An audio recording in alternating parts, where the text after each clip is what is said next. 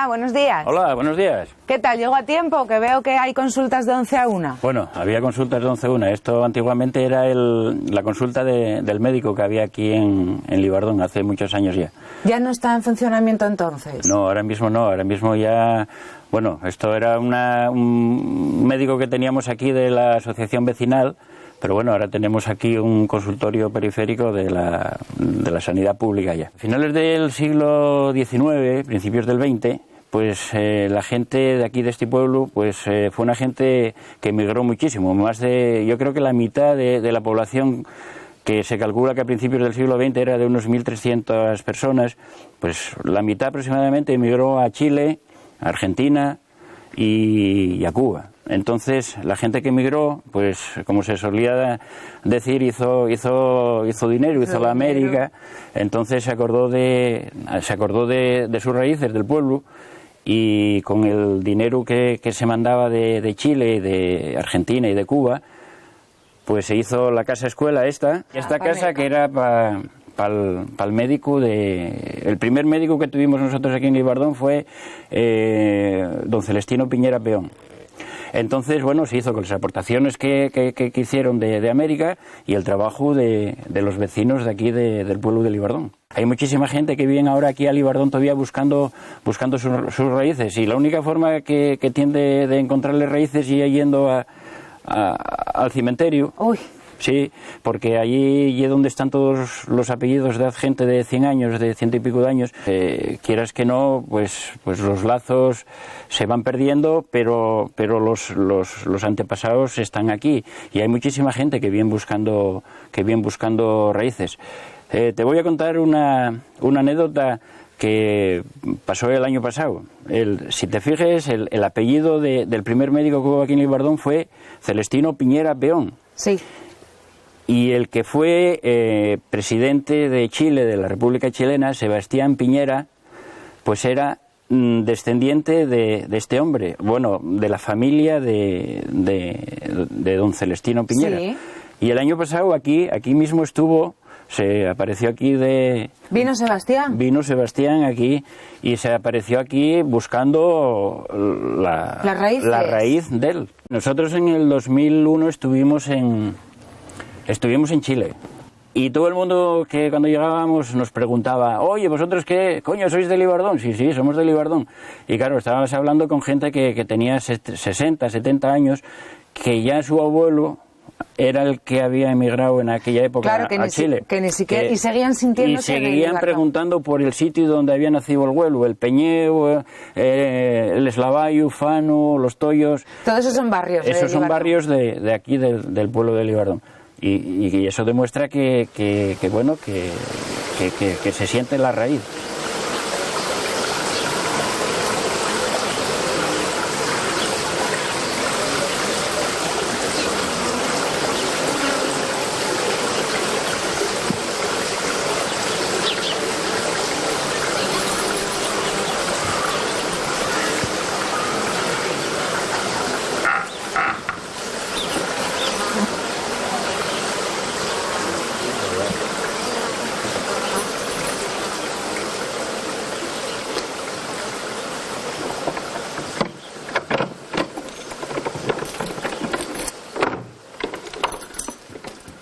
Juan, y cuéntame entonces, ¿en qué momento tu abuelo, el gaitero Libardón, se hace famoso y por qué razón? Se puede decir que es un mito, porque incluso hay gente muy joven que creen que el gaitero Libardón es una especie de personaje mitológico. Te puedo decir que desde niño ya cogió mucha fama en toda la zona de su influencia, porque él ya era de una familia muy humilde, muy pobre, y entonces no tenían propiedades ninguna. Él nació en un molino, en una casina pequeñina que estaba al lado de un molino, donde su madre hacía de molinera y su padre pues vivía de trabajar para los demás, y tenía una hermana, y después se trasladaron ya a una casa también de alquiler y dejaron el molino.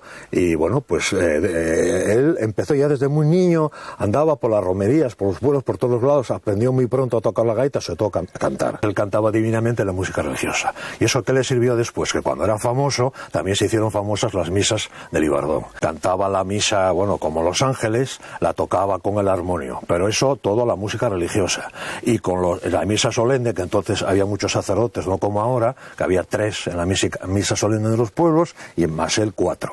Y él cantaba y tocaba el armonio. Y después también solía recitar y leer pasajes del Evangelio y demás, porque vamos, hablaba bien, leía bien, y después tocaba la gaita. Dentro de la misa tocaba en las partes que corresponde tocar la gaita, pues tocaba la gaita. Entonces, claro, una misa... Lo hacía todo. Lo hacía todo. Entonces, después ya, cuando ya fue famoso, vivía aquí, y ya era mayor y tal, pues él tanto o más hacía con el armonio que con la gaita. Con la gaita ya había vendido discos por todo el mundo, ya tenía una posición social y económica buena, tocaba la gaita, por supuesto, pero recibía tantos encargos o más del armonio que de la gaita. ¿Para qué? Pues mira, bodas y sobre todo funerales. La gente pudiente dejaba en los testamentos puesto y que el funeral lo toque el Ibardón. Juan, me dijeron también que el gaitero, que también gustaba mucho porque era muy difícil tocar la gaita y cantar a la vez, además. Sí, efectivamente, eso es, si lo hay que definir es por eso. Porque evidentemente él tocaba muy bien la gaita, pero desde aquella en Asturias había muchísimos gaiteros y algunos muy buenos, aunque todos más jóvenes que él, Pero, claro, él se hizo famoso por cantar y tocar a la vez. A todas las fiestas de Les Mariñes, de la Marina de Villaviciosa, iban allí a vender cosines dulces, cosines que hacía la madre, y cogían avellanes, castañas, lo otro, de más allá, y ponían ahí un puestín, y a vender en la romería, y el nenín aquel a cantar. El niño pues claro, prodigio, la gente claro. Paraba, porque aquel chaval cantaba como Los Ángeles, y cantaba tal, y todo, coño, mira este niño y tal, y ala, a comprar chuches Claro. y tal. Pero es que además nació en una época y vivió una serie de hitos históricos que yo recomiendo a cualquier persona que quiera saber un poco de esto, que estudie un poco los finales del siglo XIX y principios del XX, porque él estuvo en todos los lados. Y entonces dices, no solamente él, había muchísimos emprendedores, como se dice ahora, inventores, Edison, todos. Ahí apareció el telégrafo, apareció después el teléfono, apareció de la diligencia, pasaron al tren, apareció el automóvil. Que vivió toda esa época. Todo eso lo vivió él. Él al principio andaba por todos los pueblos y iba andando. Entonces él, cuando se hizo famoso internacionalmente, fue en el año 1899, en la exposición, una exposición muy famosa que se hizo, la primera que se hizo en Gijón, que bueno, se considera el germen de la Feria de Muestras actual. Él fue oportuno hasta para morir. Murió a los 68 años, pero no fue muy joven, porque la media entonces era 40 años, la de un varón español.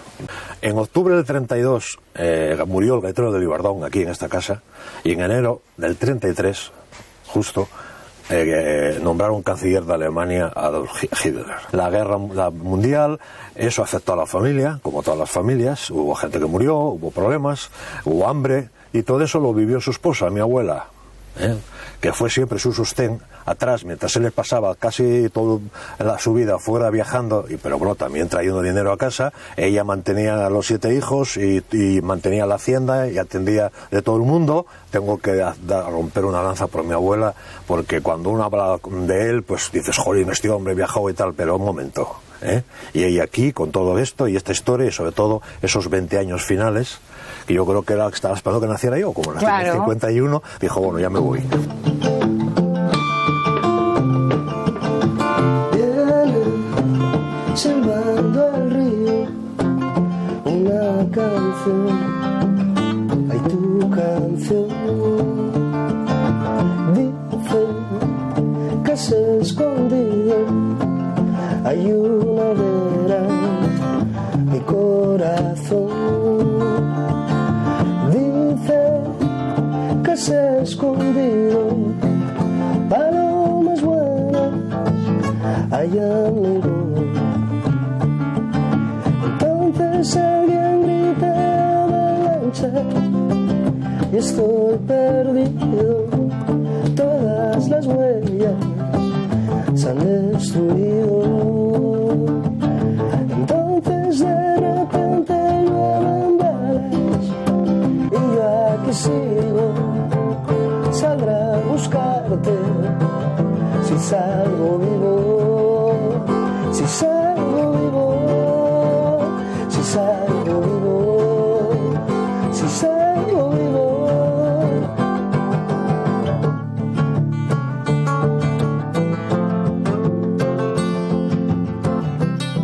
¿Qué es tu sitio preferido para tocar? Bueno, sí es verdad que llevo viniendo aquí desde pequeño. Aquí aprendí muchísimas cosas y lo siento como una casa. Siempre digo que si el único motivo por el cual no puedo decir que soy de Livardón es por respeto a la gente que sí es de Livardón, pero yo me siento muy de aquí y esto es casa y sí, aquí solemos venir sobre todo en fiestas y fines de semana. Y días de guardar, eso. Se solía decir. Y siempre traemos la guitarra y tenemos unas sobremesas larguísimas que bueno, donde jugamos a cantar y la casa la compró mi abuelo, que yo no lo llegué a conocer, para reunir a toda la familia porque tienen 9 hijos por parte de madre. Y aparte de eso, Alberto, ¿a ti qué te aporta Livardón ya desde el punto de vista de creador, de artista, en tu música? Porque, está muy ligado, me imagino. Sí, de hecho, el último disco que hicimos, que fue un disco documental, lo grabamos con una gente de Madrid que se vinieron aquí, utilizamos la casa como centro de operaciones, grabamos en el Sueve, en Lastres, en Caracas. Además lo grabasteis, era todo directo, en audio y vídeo.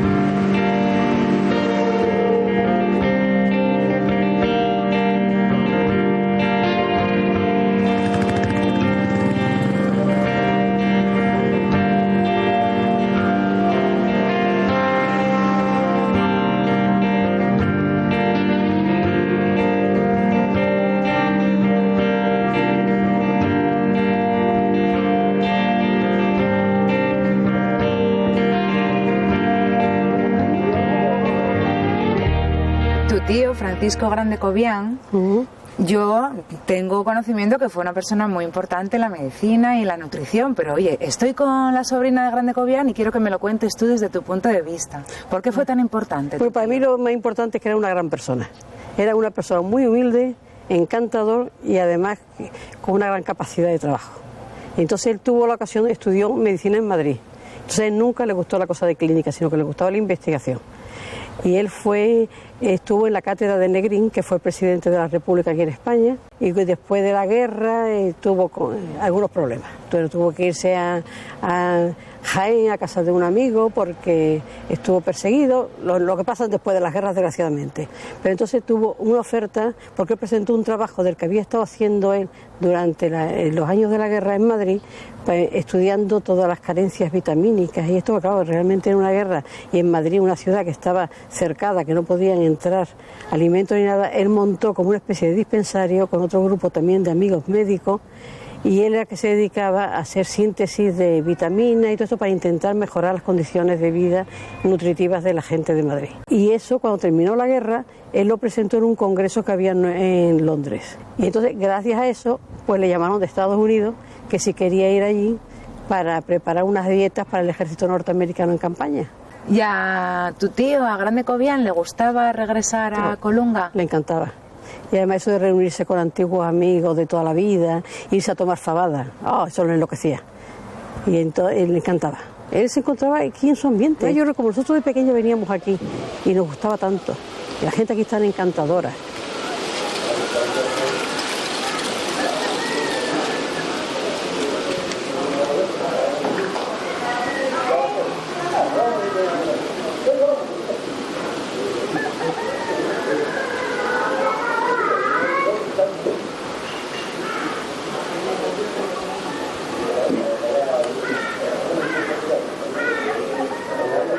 Así que este edificio, antiguamente me comentaron que eran unos grandes almacenes importantísimos en la zona. Bueno, lo fueron, sí. Los Pablos. Los Pablos, sí.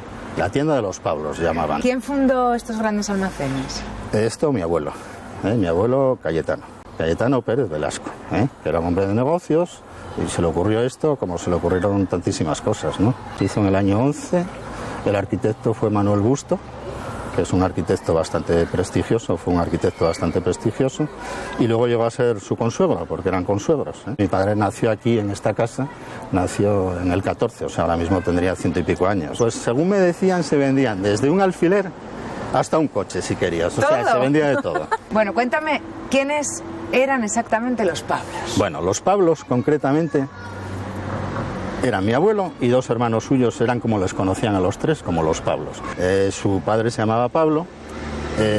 Ellos, al empezar a operar en los negocios, pues con dos sociedades, una era hijos de Pablo Pérez, otra Pablo Pérez e hijos, y entonces pues se quedaron con los Pablos. Todo el mundo, los Pablos, pues nada, ya se quedaron como los Pablos. Los años de infancia los recuerdo estupendísimamente. Lo primero, era un pueblo mucho más grande.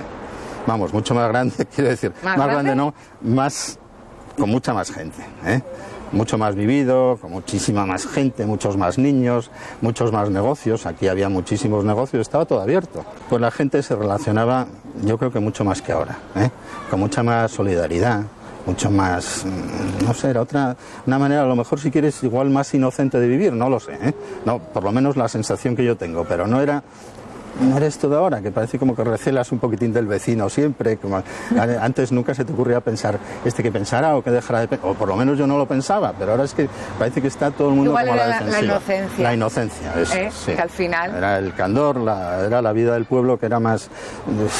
Porque la gente de la zona, ¿de qué vivía? ¿Vivía del campo, vivía del mar? Vivía del campo, vivía del mar, vivían también mucha gente de la fábrica que teníamos, o que tenía mi familia también, que cerró en el año 57, me parece que fue, vivían del mar, desde luego. En Lastres había bastantes fábricas de conservas, pesca había la que se quería, ganadería también, hubo minería también, industria, ya te digo, aquella fábrica que cerró, comercio, había varios comercios funcionando en Colunga, había de todo. Colunga, para parecer que estaba incomunicado, pues tampoco estaba tan incomunicado.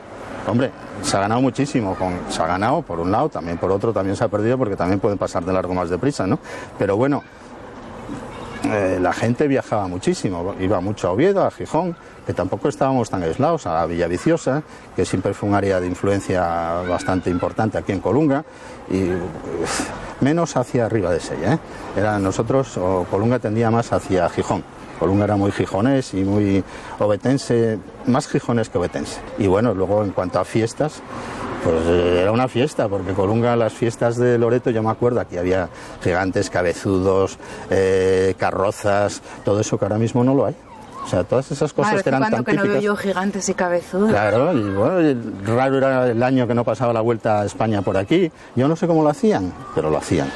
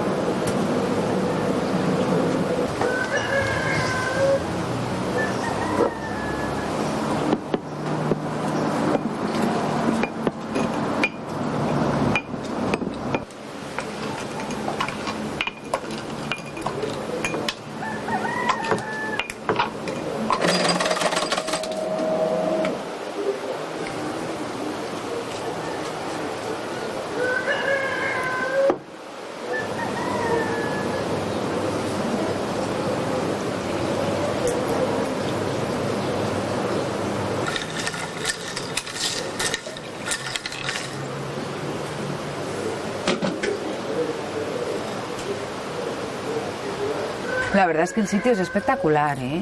Sí. Tienes que estar encantada aquí. Pues sí, la verdad es que estamos contentos. Estoy contenta, ya llevamos 14 años en el hotelito y muy a gusto, sí.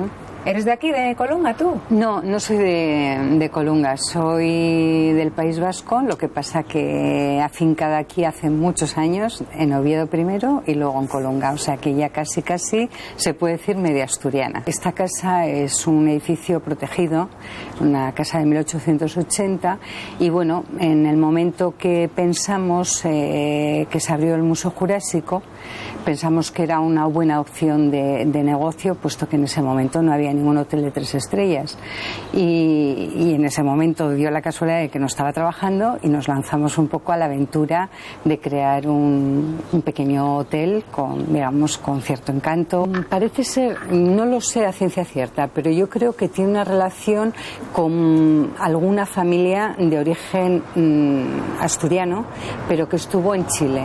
En última instancia sí que eran 3 señoras que eran catequistas, solteras, y esta casa tenía mucha historia en el sentido de que hubo mucha gente que ahora está entre los 60 y 70 años a los que estas señoras les dieron la catequesis, y cuando inauguramos el hotel sí que les gustaba mucho bajar por las escaleras porque recordaban su niñez cuando venían aquí a recibir las clases, etcétera. En pleno verano, digamos que viene un poco gente de toda España. Trabajamos sobre todo con turismo nacional, sobre todo gente, digamos, de Levante, del sur, que escapan de los calores intensos, todo entonces quieren nosotros, ir de Madrid. Luego, efectivamente, nosotros buscamos los soles y ellos buscan un poco las sombras. Y luego tenemos el turismo, digamos, de fin de semana, que ya igual es gente más de Castilla, de Cantabria, del País Vasco, que vienen pues por cercanía a pasar el fin de semana. Y luego también tenemos un turismo que cada vez está tomando más relevancia, que es el turismo religioso, por llamarlo de alguna manera, en lo que respecta al Camino de Santiago. Hombre, Asturias yo creo que en general es una tierra de acogida muy agradable para vivir, y Colunga en especial es un sitio que tenemos de todo, ¿no? Tienes playa, tienes monte, tienes de todo.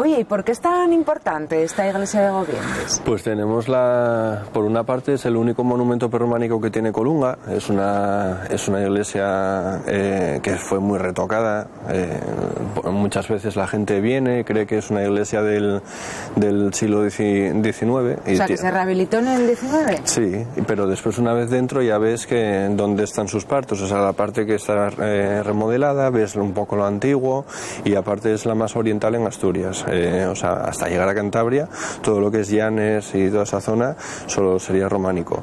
Y después tendríamos que también ves un poco todo lo que son los capiteles, columnas, que todavía se mantienen, y el uso de ladrillo dentro del prerrománico, que aquí dentro de la iglesia es una pasada porque tiene mucho. O sea, ¿de qué siglo hablamos? ¿9? Pues estamos hablando del siglo X, testamentada, pero empezaba a construir antes, en el siglo IX más o menos. Está fechada en el 921, pero es cuando aparece nombrada en el testamento de la Catedral de Oviedo por primera vez. Pero sería de antes, porque la iglesia ya estaría en construcción en ese momento. Julio, oye, ¿y se sabe por qué construyeron esta iglesia aquí, en Gobiendes? Pues en principio no se sabe. Lo que se sabe es un poco de dónde podría venir el nombre, que sería Santiago, que Santiago sería el patrón de la iglesia, y sería porque a mediados del siglo X comienza a pasar por aquí, en esta zona, el Camino de Santiago, y al final pues se dedica la iglesia en un comienzo como albergue para peregrinos, porque no había albergues, y deciden poner a Santiago como patrón para que proteja a los peregrinos que van de camino a Santiago, y desde entonces pues más o menos desde esa época sería cuando Santiago sería patrón de la iglesia y patrón y protector de los peregrinos que van a Santiago. Me imagino que mucha gente vendrá buscando los atractivos del Sueve, ¿no?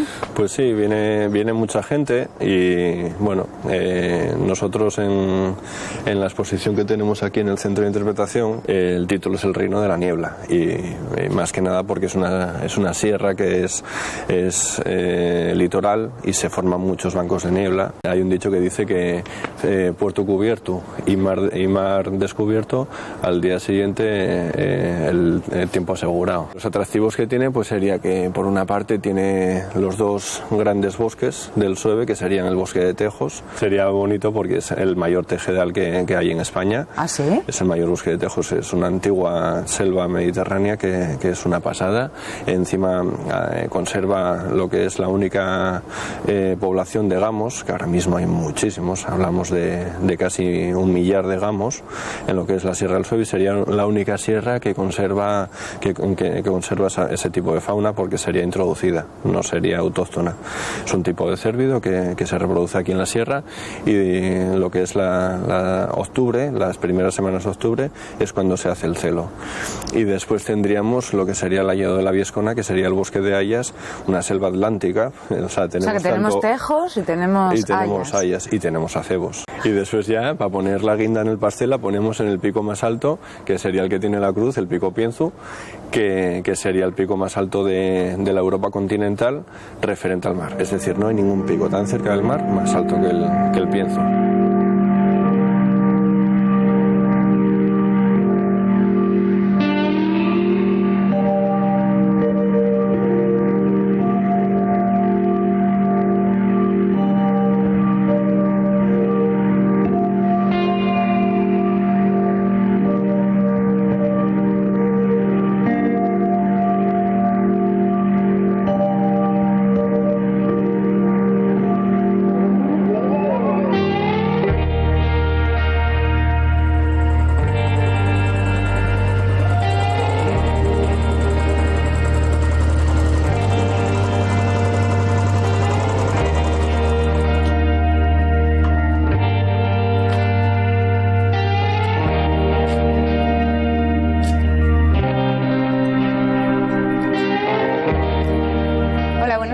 Hola. ¿Qué tal? ¿Es de aquí usted? Sí. Estaba mirando el palacio, pero veo que no tiene entrada. Sí, tiene la entrada por ahí abajo. Ah, pero está cerrada. Sí, está cerrada. Sí. Vale, o sea que no se puede visitar. No. Yo creo que antes de los años 60 vivían unas familias aquí, una familia que eran distintos, un matrimonio, otra hermana, y vivían aquí, lo llevaban pues como si fuesen inquilinos, pero de fincas y de todo. Desde que lo compró este señor, hacia los años 60 o por ahí, lo rehabilitó. ¿Sabes de qué época será el palacio? Pues aproximadamente del siglo XIV, pero tiene el origen, la torre, que yo creo que es aquella cuadrada de allí, era de origen románico. Y a partir de esa torre debieron de construir el palacio hacia el siglo XIV. En este palacio vivió el inquisidor general del Oriente de Asturias. Madre mía, qué miedo. Sí, además creo que él imponía su justicia. Tenía derecho a imponer la horca, cuchillo y no sé qué más. Y solamente el rey lo podía provocar.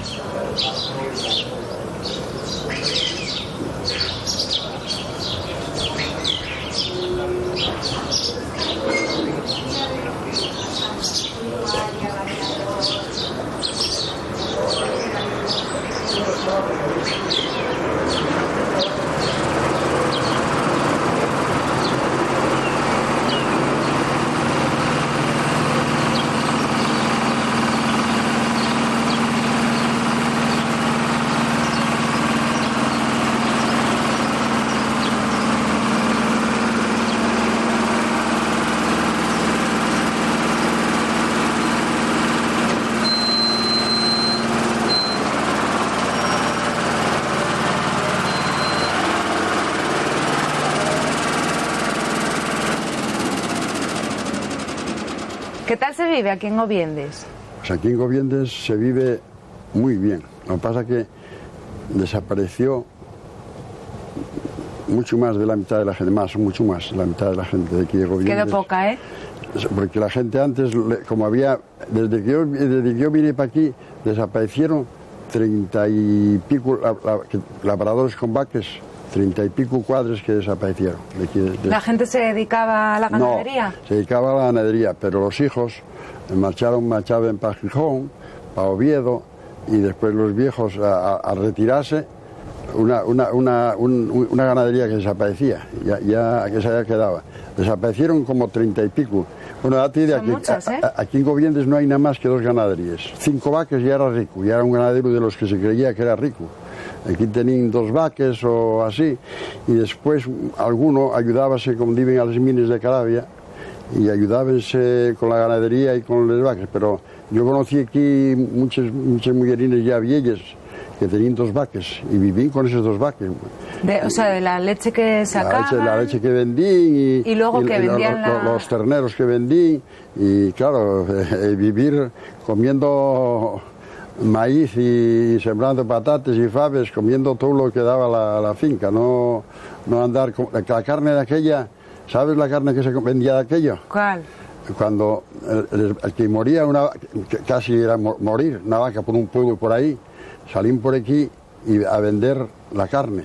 ¿Ah, sí? Y la gente, pues, claro, como tenían vacas, pues compraban. Cuando me casé, el turrón y probado, ¿me entiendes? Pues la vida ya fue yo... Qué diferente, ¿eh? A hoy en día. Claro, yo después ya me dediqué a la construcción y la mujer tenía vacas. Y bueno, ya empezamos a vivir un poco mejor. A prosperar un poco. Y este pueblo es un pueblo muy guapo. Yo creo que es uno de los pueblos guapos del Concejo de Colunga. Muy guapo, muy guapo. Y sorprende, ¿eh? Es que ahora mismo el Gobiendes, lo que pasa mucha gente lleva para Ovalla. ¿Ovalla qué es? ¿Una ruta? Una fuente que sale debajo de unas peñas y da agua a un río, hace un río como si fuera un río. Y después hay unas bombas que agarren el agua y llévenlo para todo el Concejo de Colunga. Hay gente hasta que se tira a bañarse, donde sale el agua.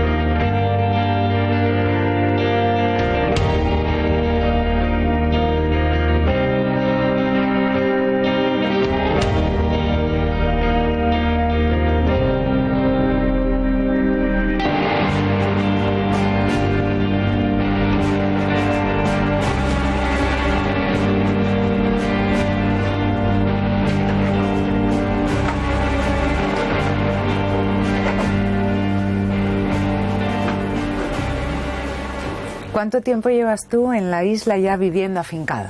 Afincado, muy poco. Poquito. Llevo mes y medio. ¡Uy, madre!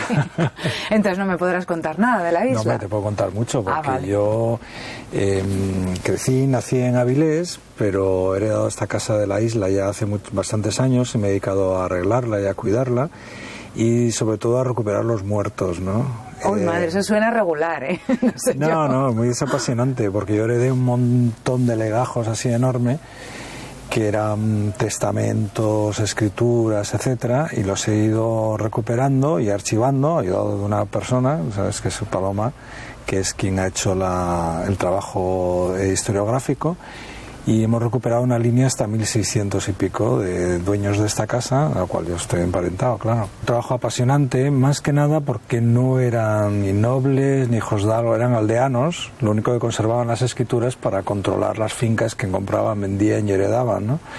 Entonces, bueno, es un trabajo apasionante por eso, porque vas descubriendo muertos de tu familia que ni tenías ni idea, y apellidos que se han perdido, por supuesto. El que arregló esta casa, que era José Isla, que es mi tatarabuelo, puso en el dintel una piedra que después Braulio Vigón, que es uno de los historiadores que hubo aquí a finales del 19 en Colunga, descubrió que esa piedra pertenecía a un templo de Mitra. De Mitra. Mitra. El dios Mitra era una especie de estructura similar a la masonería que había en el tiempo de los romanos, que normalmente eran legionarios y comerciantes los que se metían en ese tipo de un grupo iniciático, digamos, ¿no? Entonces se descubrió a través de esa piedra que había un asentamiento mitraico aquí Normalmente cuando había un templo Mitra no eran 4 los que estaban aquí, había una población romana, ¿no? También se supone que la iglesia de aquí es un templo dedicado a Júpiter tronante, al Júpiter de los truenos, que es una iglesia que en vez de mirar a oriente, como suelen mirar los templos cristianos, mira a la montaña. Al Sueve. Al Sueve, sí, que es donde caen los truenos. Y luego enfrente hay una gran explanada que se llama la Llosa del Cura, y que se supone que ahí está el asentamiento romano. Hay muchas leyendas entre la gente del pueblo, te cuentan que debajo del altar de la iglesia hay una cueva, cosas así, ¿no? Pero el tema es que está sin explorar. También, por ejemplo, hay un libro que es, pertenece a unos estudios que hizo Constantino Cabal, que fue cronista del Principado y fundador del RIDEA, en el cual ese libro se llama La Asturias que conquistó Roma, en el cual considera que la isla es fue un sitio bastante importante donde tenía 3 colinas con 3 templos dedicados a Augusto. Existen las 3 colinas, se llaman los 3 cerros que hay en la isla, y es una de las teorías. ¿Y los de la isla cómo se les llama, los lugareños? Los de la isla se llaman los coríos, los patos. Coríos. Por los patos supongo que será porque cuentan que había una bandada de patos aquí, no se sabe, ¿no? De hecho, el apellido Isla, que forma parte del concejo, aparece el mar y 3 patos flotando, ¿no?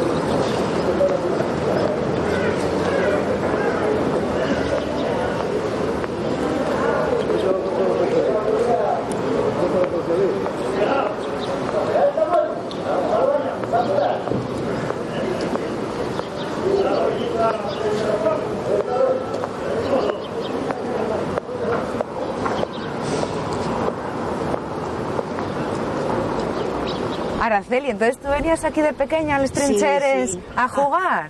En los trincheres teníamos miedo y no jugábamos, pero jugábamos por aquí, y por aquí era el paseo donde pasábamos toda la vida, paseábamos por aquí, y en esta época nos veníamos a sentar aquí en este sitio porque era un sitio muy guapo. Veías la playa, la gente. Esto lo pusieron para proteger por los críos, y pasaban por aquí como vienen a jugar, y pasaban en bicicleta y andando. Porque tú eres muy joven, porque tú esto... Yo a jugar aquí a nunca. Jugar, no. Ahora, por ejemplo, a Vígaros, a pescar, ir a la playa, que fui poco, pero iba alguna vez a bañarme. con amigas.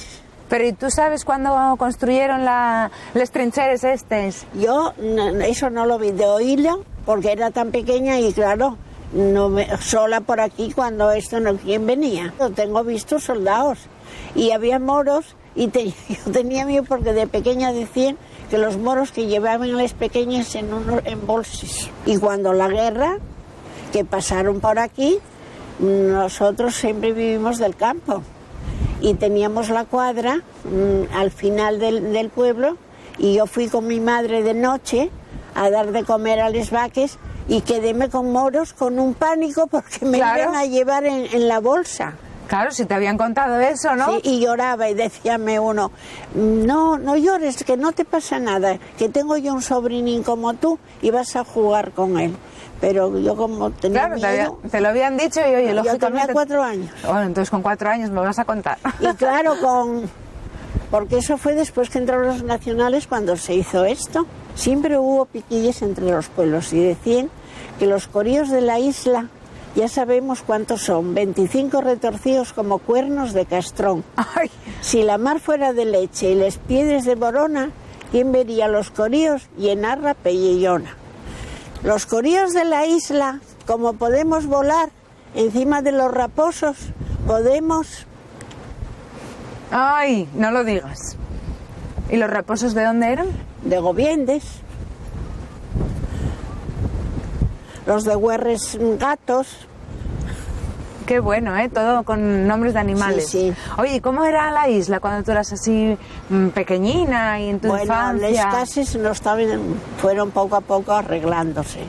Bueno, como éramos gente muy humilde, pues... Vivías del campo, ibais a pescar. No teníamos agua en casa y bueno, comodidades pocas. Poquísimas. Aunque tú eras pequeña, pero alguna cosa sí recordarás de la guerra.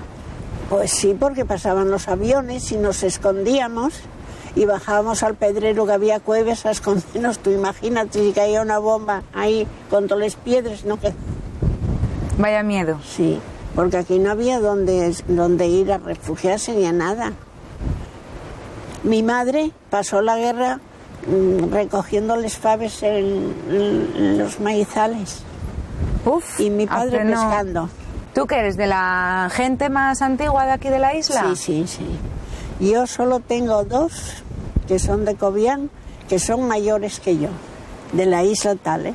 Bueno, las casas de la isla estaban todas abiertas y ahora en invierno, otoño y primavera solo queda una de enfrente y yo en ese barrio y más abajo 3 familias, una persona sola. Y el resto ya, pues turismo, gente que viene de veraneo. Y bueno, gente de aquí, que claro, tiene que trabajar fuera de aquí y vienen en vacaciones y algún fin de semana. El invierno es muy duro.